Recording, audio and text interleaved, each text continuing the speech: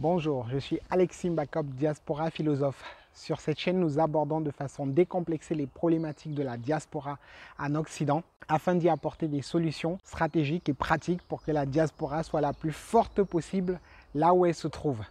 Nous croyons que l'émergence de l'Afrique passera par sa diaspora. Une diaspora forte, riche et puissante financièrement. Nous sommes forts ici. Si c'est une thématique qui t'intéresse, je t'invite à t'abonner, activer les notifications afin de ne rater aucun contenu qui fera de toi la personne la plus forte possible là où tu te trouves.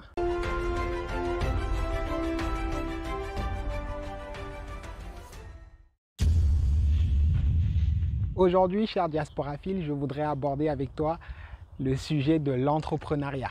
J'entends beaucoup au milieu de la communauté et même lorsque je participe au débat avec les personnes de la communauté sur le thème de l'entrepreneuriat, j'entends beaucoup « tout le monde ne peut pas devenir entrepreneur, tout le monde ne peut pas être entrepreneur, tout le monde ne peut pas être auto-entrepreneur ». J'ai envie de dire que c'est une évidence. Tout le monde ne peut pas être footballeur, tout le monde ne peut pas être médecin, tout le monde ne peut pas être agriculteur, tout le monde ne peut pas être informaticien, tout le monde ne peut pas être, je sais pas, journaliste, tout le monde ne peut pas être youtubeur, tout le monde, on peut dire ça de tous les métiers et de tous les activités de la vie. Donc, être entrepreneur, c'est déjà un choix de vie, c'est un modèle de vie, c'est, moi je dirais, même un appel, une vocation, parce que ce n'est pas chose facile. On ne devient pas entrepreneur ou auto-entrepreneur parce qu'on a entendu quelqu'un dire qu'il fallait qu'on le devienne ou parce qu'on trouve chouette, l'autre l'a fait, il a réussi et donc moi aussi je me lance. Je voudrais mettre le doigt ici en fait sur cette problématique que nous avons au sein de la communauté parce que le diasporaphilisme consiste à étudier en fait les problématiques, les difficultés qu'ont la diaspora. Et une des grosses difficultés, j'ai parlé dans la vidéo précédente, c'est l'investissement. Donc comment est-ce que nous investissons très peu en Occident et donc cela se répercute sur notre investissement en Afrique. Nous investissons très peu, seulement 2%. Et on a aussi des problématiques d'entrepreneuriat. En France et en Europe de manière générale, seulement 6% des afro-descendants sont chefs d'entreprise ou entrepreneurs, 6% seulement. Et là, je vais mettre le doigt maintenant sur une grosse problématique, c'est que même parmi ceux qui se lancent, il y a un désordre fracassant. Alors, qu'est-ce que j'entends par un désordre? C'est qu'on remarque que la première année où les investisseurs étrangers, donc venant d'Afrique subsaharienne, donc là moi je mets vraiment le doigt sur la diaspora dont je fais partie, donc la diaspora d'Afrique francophone, lorsqu'on regarde les investissements qu'ils font, enfin les entreprises qu'ils lancent, quand on va, par exemple, mesurer l'efficacité d'une entreprise tenue ou créée par un étranger, on va se rendre compte que la première année, 30% des entreprises lancées par un immigré africain se ferment, alors que la moyenne est de 13% au sein de l'Union européenne. Donc là, on est vraiment sur une statistique qui peut se remarquer en France, en Allemagne, qui peut se remarquer en Irlande, au Portugal, en Espagne. Quand vous voyez un Africain lancer un business, l'année qui suit, il y a 30% de chances que ça ferme. Et au bout de 3 ans, parce que quand une entreprise dépasse les 3 premières années après sa création, on peut penser que c'est une entreprise qui va aller loin. Au bout de 3 ans, tenez-vous bien, on arrive à 60% d'entreprises qui ferment quand c'est entre les mains d'un immigré. C'est 2 fois plus de la moyenne nationale. Vous vous imaginez donc sur 100 entreprises, donc salon de coiffure, épicerie, société de nettoyage, société d'approvisionnement, de livraison, tous les domaines, quand on mélange tout ça, nos frères aussi se lancent, donc nous avons des auto-entrepreneurs, nous avons des personnes qui se lancent, mais au bout de la 3e année, il y a carrément 6 qui déposent le boulot sur 10 ou 60 sur 100 qui déposent le bilan d'activité au bout de 3 ans. Et la cause majeure de ça, c'est quoi? C'est le manque de formation. C'est-à-dire que nous, les Africains, nous sommes spécialisés à dire que nous allons nous lancer dans tout et que nous sommes qualifiés dans tout, que nous sommes innés, c'est-à-dire que nous savons déjà faire. Et ça, c'est très faux, ça c'est une erreur cruciale. Ça, c'est l'erreur fondamentale des auto-entrepreneurs ou des entrepreneurs africains, le manque de formation. Une formation solide en gestion. Savoir manipuler la tuyauterie en tant que plombier ne te suffira pas à gérer une entreprise. Savoir coiffer les cheveux ne te suffira pas ici en Mbeng à gérer un salon de coiffure.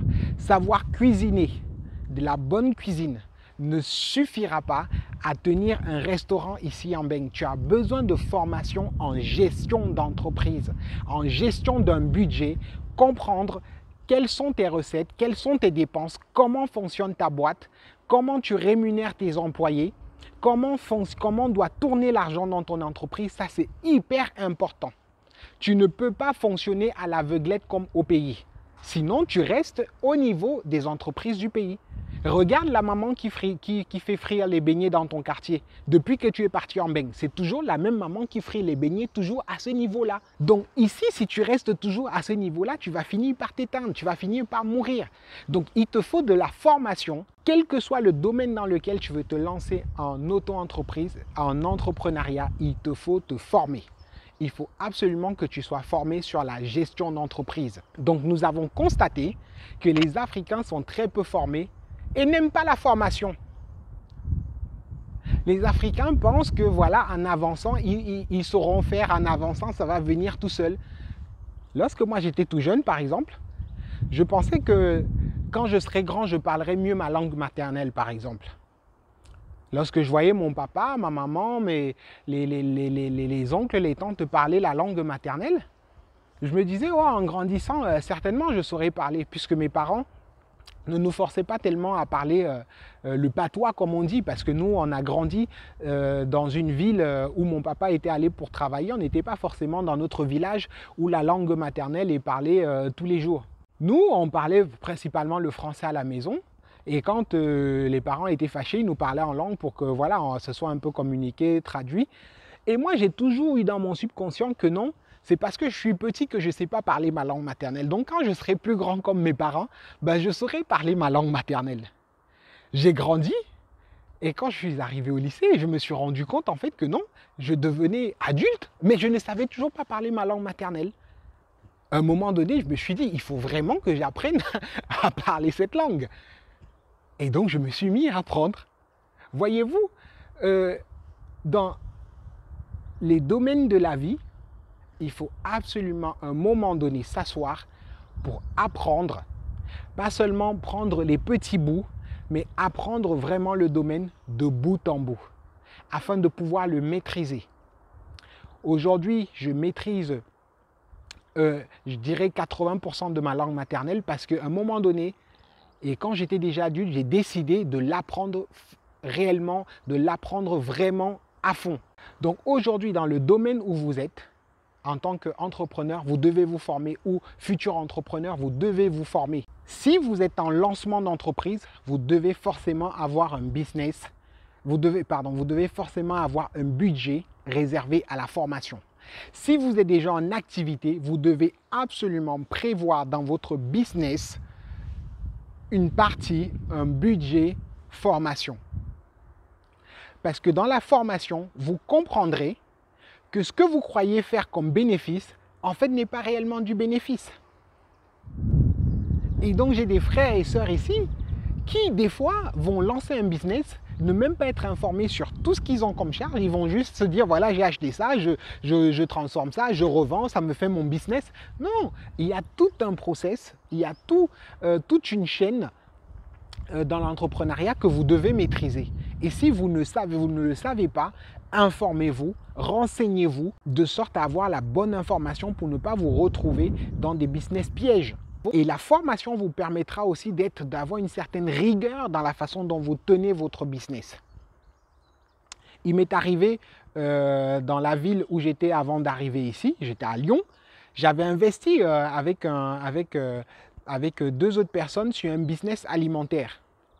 Et dans cette épicerie-là, j'y travaillais que le week-end, mais j'avais mis mon argent à fond dedans pour faire fructifier, voilà, pour avoir quand même un business qui tourne et qui me ramène des revenus complémentaires.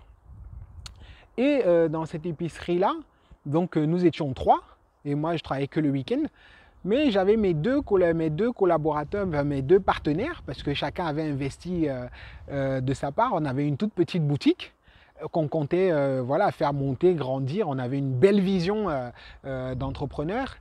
Mais j'avais remarqué quelque chose, vraiment une erreur d'apprenti investisseur, d'apprenti entrepreneur, et je pense que vous devez connaître des personnes qui commettent cette erreur. C'est qu'il y a un des frères, en fait, chaque fois qu'il recevait quelqu'un chez lui ou chaque fois qu'il recevait la famille chez lui, il nous disait faites-moi une avance sur salaire, j'ai du monde qui arrive à la maison. Donc des fois, le frère prenait 100 € de course, 200 € de course, parce qu'il recevait du monde chez lui. Des fois, on pouvait se retrouver en déficit. Pourquoi? Parce que le frère n'a pas eu le courage d'expliquer à sa famille que oui, certes, j'ai une petite boutique, mais dans cette boutique, en fait, on n'a pas encore plus de bénéfices que ça. On ne réalise pas encore un énorme chiffre d'affaires. Nous sommes en plein lancement. Donc ce type d'erreurs, en fait, sont commises parce que nous ne sommes pas assez avisés.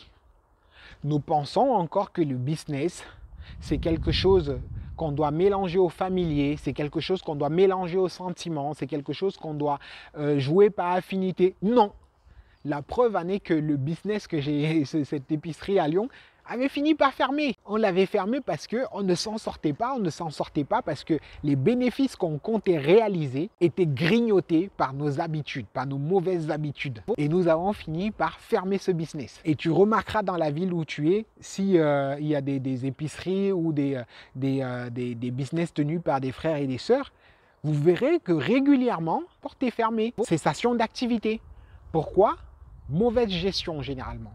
La mauvaise gestion du fait du manque d'informations est la cause principale de la chute des entrepreneurs africains sur le continent européen. Et du fait qu'on voit très peu d'entrepreneurs qui réussissent ici en Occident, très peu ont envie de se lancer. Je reviens au fait que nous ne pouvons pas tous être entrepreneurs, nous ne pouvons pas tous être auto-entrepreneurs. Mais si nous voyons des modèles, si nous voyons que ceux qui ont cela dans l'âme réussir, ça susciterait plus. Aujourd'hui, nous sommes beaucoup plus réticents à l'investissement, à l'entrepreneuriat, parce qu'il y a beaucoup d'échecs autour de nous. Il est important que ton business, si tu veux te lancer dans le business, tu puisses déjà faire une différence entre ton business et la famille. Il faut déjà que tu fasses une différence entre tes sentiments et le fait de vouloir gagner de l'argent. Il faut être pragmatique dans ce que tu veux faire ou dans ce que tu fais déjà. Donc nous voulons sonner ici sur cette chaîne Diaspora Décomplexée, une façon décomplexée d'analyser, de comprendre et de mettre en place les choses. Je sais que ce que je dis va choquer, va blesser certains parce que nous sommes beaucoup nous sommes très affectifs. Voilà, on est reconnu pour la fraternité, pour être affectif, sentimental. Mais dans le business, aujourd'hui, c'est une capsule sur l'entrepreneuriat. Dans l'entrepreneuriat, il n'y a pas de sentiment. Il y a une quête de bénéfice, il y a une quête de réussite. Et cette quête de réussite demande à ce que vous fassiez une séparation entre ce qui concerne la famille et ce qui concerne le business. Vous devez budgéter la partie famille et budgéter la partie business. Et pas de mélange. C'est ce qui vous permettra que même lorsqu'un frère ou une sœur viendra dans votre salon de coiffure, vous lui direz « Aujourd'hui, j'ai déjà coiffé les 3 têtes mensuelles que j'avais prévu coiffer pour les amis ou pour la famille. Donc, reviens le mois prochain ou reviens dans 6 mois. » C'est un fonctionnement que j'ai adopté personnellement et je vois que ça marche. J'étais comme toi, à donner, à prendre dans les caisses de mon business pour donner. Maintenant, je suis rigoureux là-dessus. J'ai budgété un montant que je donne à la famille, que je donne à mes proches. Lorsqu'une personne vient frapper à ma porte et que le montant est fini, je lui dis, tu reviens le mois d'après, tu reviens la fois d'après. Parce que c'est moi qui donne, personne ne m'oblige, personne ne t'oblige à donner, c'est toi qui choisis de donner. Et je peux vous assurer que ça marche. Tout le monde ne peut pas être entrepreneur, certes, mais vous qui êtes déjà lancé, vous qui avez les tripes d'être entrepreneur, il y a des principes qu'il va falloir mettre en place pour pouvoir réussir sur cette voie-là. Et lorsque vous réussirez sur cette voie-là, vous serez une trempe de lancement, une trempe d'encouragement pour plusieurs encore. Et là, on pourra dire qu'il n'y a plus que 6% d'afro et afro-descendants qui entreprennent, mais il y en a beaucoup plus. Je te dis merci d'avoir regardé cette vidéo et je termine sur un soleil radieux. Nous sommes forts ici.